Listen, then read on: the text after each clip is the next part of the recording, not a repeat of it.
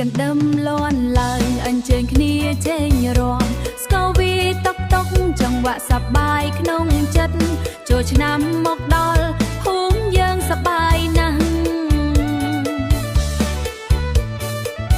ក្មេងចាស់ប្រុសស្រីនាំគ្នាចេញរាំលេងសំឡេងភ្លេងកាន់ក្ដឹងលន់លឺពេញភូមិសើចសប្បាយជុំគ្នាមិនចង់ឲ្យភ្លេងឈប់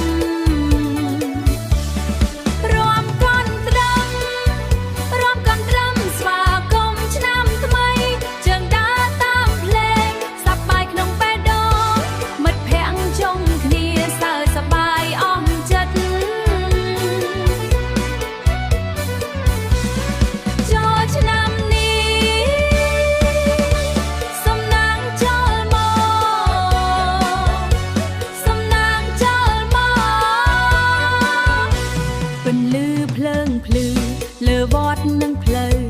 សំឡេងសើចលាន់ឮពេញទីធ្លាចង្វាក់កន់ត្រឹមធ្វើឲ្យជើងរាំចង្វាក់កន់ត្រឹមធ្វើឲ្យជើងរាំតាមចង្វាក់កន់ត្រឹមធ្វើឲ្យជើងរាំតាម